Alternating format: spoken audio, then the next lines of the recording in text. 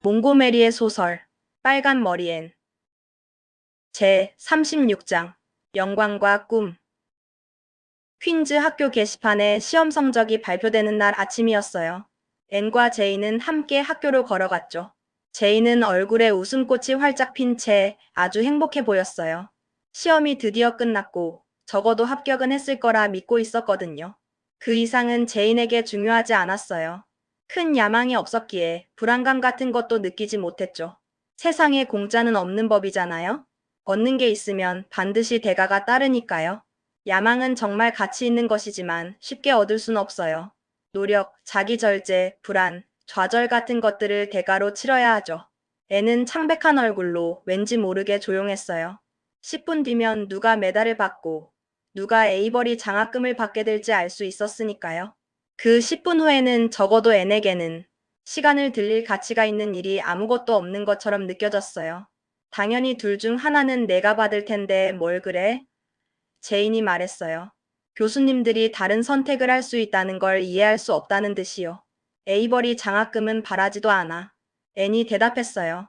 다들 에밀리 클레이가 받을 거라고 하던데 나는 사람들 앞에서 게시판을 보고 싶지 않아. 그럴 용기가 없어. 제인, 나는 그냥 여자 화장실로 바로 갈 거야. 너만 가서 결과를 보고 나한테 알려주면 안 될까?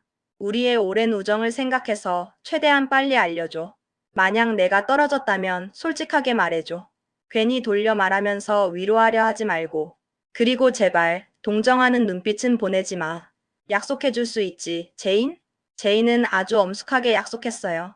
하지만 사실 약속할 필요도 없었죠. 앤과 제인이 퀸즈 학교 입구 계단을 오르자마자 복도는 시끌벅적한 소년들로 가득 찼거든요. 소년들은 길버트 블라이스를 어깨 위로 들어 올리고 목이 터져라 외치고 있었어요. 길버트 만세, 메달리스트 만세. 그 순간 애는 패배감과 실망감에 휩싸였어요. 결국 자기가 진 걸까? 길버트가 이긴 걸까? 매튜 아저씨는 분명 실망하겠지. 애니 꼭 이길 거라고 믿고 있었으니까. 바로 그때 누군가가 외쳤어요. 에이버리 장학금을 받은 미스 셜리에게도 만세를. 어머, 앤. 제인이 숨을 헐떡이며 말했어요. 앤과 제인은 환호성을 뒤로하고 여자 화장실로 정신없이 달려갔어요. 앤, 정말 자랑스러워. 제인이 말했어요. 정말 멋지지 않니? 곧이어 여자아이들이 몰려와 앤을 둘러쌌어요. 앤은 순식간에 웃음과 축하의 중심이 되었죠. 아이들은 앤의 어깨를 두드리고 손을 힘껏 흔들었어요. 서로 밀치고 끌어안고 난리였죠. 그 와중에 앤은 제인에게 속삭였어요. 매튜 아저씨랑 마릴라 아주머니가 얼마나 기뻐하실까? 지금 당장 집에 이 소식을 알려야겠어. 다음으로 중요한 행사는 졸업식이었어요. 졸업식은 아카데미 강당에서 열렸죠. 연설도 하고 에세이도 낭독하고 노래도 불렀어요. 졸업장, 상장, 메달 수여식도 있었고요. 매튜 아저씨와 마릴라 아주머니도 졸업식에 참석했는데 두 분의 시선은 오직 한 사람, 앤에게만 향해 있었어요. 연한 초록색 드레스를 입고 살짝 발그레한 뺨에 별처럼 반짝이는 눈을 가진 앤은 최고의 에세이를 낭독했고 에이버리 장학금 수상자로 호명될 때마다 칭찬을 받았죠. 내가 앤을 데려오길 잘했지. 마릴라? 매튜 아저씨가 속삭였어요. 앤이 에세이를 마치자 강당에 들어온 후 처음으로 입을 연 거였죠. 이번 한 번만이 아니잖아. 마릴라 아주머니가 대꾸했어요. 당신은 참 얄미운 구석이 있다니까. 매튜 커스버트. 두 분 뒤에 앉아있던 베리 아주머니가 몸을 앞으로 숙이더니 파라솔로 마릴라 아주머니의 등을 톡톡 쳤어요. 앤이 정말 자랑스럽지 않니? 나는 너무 자랑스러워. 그날 저녁 앤은 매튜 아저씨, 마릴라 아주머니와 함께 4월 이후 처음으로 에벌리로 돌아왔어요. 앤은 하루라도 더 늦출 수가 없었죠. 사과꽃은 활짝 피어 있었고 세상은 온통 싱그럽고 젊음으로 가득했어요. 다이애나는 앤을 맞이하기 위해 그린 게이블스에 와 있었죠. 마릴라 아주머니가 창가에 하우스 로즈를 놓아둔 앤의 하얀 방에서 앤은 방 안을 둘러보며 행복한 숨을 크게 내쉬었어요. 다이애나, 다시 돌아오니 정말 좋다. 분홍빛 하늘을 배경으로 솟아오른 전나무도 좋고 저 하얀 과수원과 스노우 퀸 나무도 너무 좋아. 민트 향기도 얼마나 향긋한지 몰라. 차 장미 향기는 마치 노래 같고 희망 같고 기도 같아. 무엇보다 너를 다시 봐서 정말 기뻐, 다이애나. 스텔라 메이너드를 나보다 더 좋아하는 줄 알았지. 다이애나가 살짝 삐친 듯 말했어요. 조지 파이가 그렇게 말하던데. 애는 웃으며 시든 6월의 백합을 다이애나에게 던졌어요. 스텔라 메이너드는 세상에서 가장 사랑스러운 소녀야. 딱 한 명만 빼고. 그 한 명은 바로 너, 다이애나. 나는 너를 훨씬 더 사랑해. 할 이야기가 너무 많아. 하지만 지금은 이렇게 앉아서 너를 보는 것만으로도 충분히 행복해. 조금 피곤해. 공부하느라, 야망을 좇느라 지쳤어. 내일은 적어도 2시간은 과수원 잔디밭에 누워서 아무 생각 없이 멍하니 지낼 거야. 앤, 정말 대단해. 에이버리 장학금까지 받았으니 이제 학교 선생님은 안 하겠네? 응, 안 할 거야. 9월에는 레드먼드 대학에 갈 거야. 정말 멋지지 않니? 3달 동안 푹 쉬면서 새로운 야망으로 가득 채워 돌아올 거야. 제인, 루비 심지어 무디 스퍼전이랑 조지 파이까지 모두 선생님이 됐다니 신기하지 않아?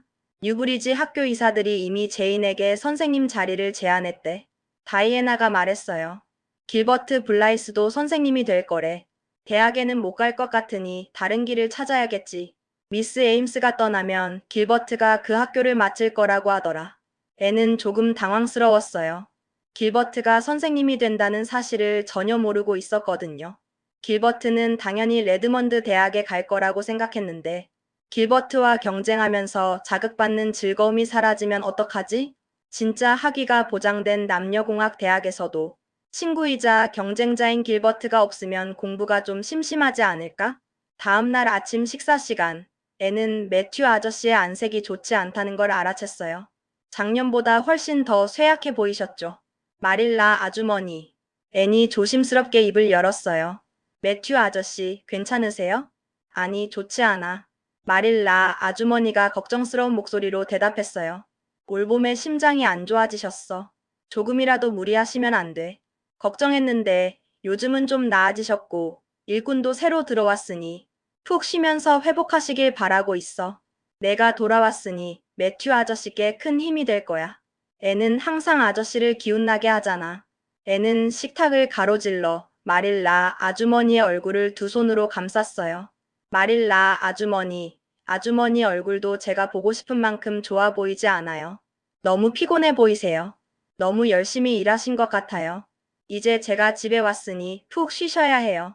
오늘은 그냥 옛날에 자주 갔던 곳들을 둘러보고 옛 꿈을 떠올릴래요. 그러고 나면 아주머니가 쉬시고 제가 일할 차례예요. 마릴라 아주머니는 앤에게 따뜻한 미소를 지어 보였어요. 일 때문만은 아니야. 머리가 아파서 그래. 요즘 들어 눈 뒤쪽이 자주 아파. 스펜서 선생님이 안경을 쓰라고 하셨는데 별 효과가 없어. 6월 말에 섬의 유명한 안과 의사 선생님이 오신대. 그때 한번 가봐야 할 것 같아. 이제는 편하게 책을 읽거나 바느질을 할 수도 없어. 앤, 퀸즈 학교에서 정말 잘했다.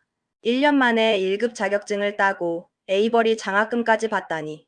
린드 아주머니는 늘 자만은 패가망신의 지름길이라고 말씀하시고 여성의 고등교육은 전혀 믿지 않으셔.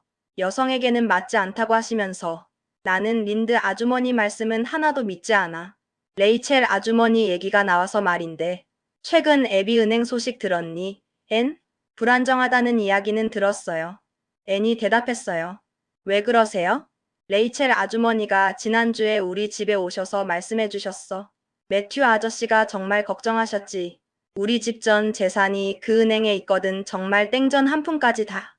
처음에는 저축은행에 넣으려고 했는데 옛날 애비 씨가 아버지 친구라서 항상 그 은행을 이용했거든. 매튜 아저씨 말씀으로는 애비 씨가 은행장이라면 누구에게나 충분히 좋은 은행이라고 하시더라. 사실 애비 씨는 몇 년 전부터 이름만 걸어놓은 은행장이었어요. 애니 말했어요.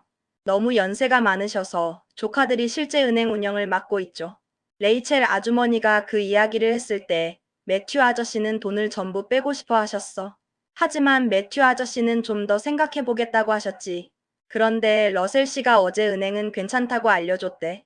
애는 자연과 함께하는 하루를 마음껏 즐겼어요. 애는 그날을 평생 잊지 못할 거예요. 너무나 밝고 황금빛으로 빛나고 그늘 하나 없이 완벽하고 꽃들로 가득한 날이었으니까요. 애는 과수원에서 몇 시간을 보내고 드라이어드의 샘, 윌로우미어, 바이올렛 베이를 찾아갔어요. 앨런 목사님 댁에 들러 앨런 부인과 즐거운 대화를 나누고 저녁에는 매튜 아저씨와 함께 소를 몰고 러버스 레인을 지나 뒤뜰까지 갔죠. 숲은 석양에 물들어 빛나고 있었고 서쪽 언덕 사이로 따뜻한 황홀경이 흘러내렸어요. 매튜 아저씨는 고개를 숙인 채 천천히 걸으셨고 애는 키를 쭉 펴고 아저씨의 걸음에 맞춰 걸었어요. 오늘 너무 무리하셨어요, 매튜 아저씨. 앤이 걱정스럽게 말했어요. 왜 좀 편하게 생각하지 않으시는 거예요? 글쎄, 그게 잘 안 돼. 매튜 아저씨가 소를 들이보내며 울타리 문을 열었어요. 나이가 들어서 그런지 자꾸 잊어버려. 늘 열심히 일만 했거든. 그냥 하던 대로 하는 게 제일 좋아. 제가 아저씨 아들이었다면 앤이 아쉬운 듯 말했어요. 지금보다 훨씬 많이 도와드리고 100가지 방법으로 아저씨를 덜 힘들게 해드릴 수 있을 텐데. 그랬으면 정말 좋았을 텐데요. 앤, 나는 아들 10명보다 내가 하나 있는 게 더 낫다. 매튜 아저씨가 앤의 손을 톡톡 두드리며 말씀하셨어요. 잊지 마라. 아들 10명보다 내가 하나 있는 게 훨씬 낫다. 게다가 에이버리 장학금을 받은 건 아들이 아니잖아? 딸이지. 내 딸. 내가 얼마나 자랑스러워하는 내 딸인데. 매튜 아저씨는 수줍은 미소를 지으며 마당으로 들어가셨어요. 애는 그 따뜻한 기억을 밤에 방으로 돌아와 간직했어요. 오랫동안 열린 창가에 앉아 과거를 떠올리고 미래를 꿈꾸면서요. 바깥에는 스노우 퀸 나무가 달빛에 희미하게 빛나고 있었고 과수원 너머 습지에서는 개구리들이 노래하고 있었어요. 애는 그날 밤의 은빛 평화로움과 향기로운 고요함을 언제까지나 기억할 거예요. 그날 밤은 앤의 삶에 슬픔이 닿기 전 마지막 밤이었으니까요. 차갑고 신성한 슬픔이 한번 닿고 나면 삶은 결코 이전과 같을 수 없다는 걸 앤은 알지 못했어요.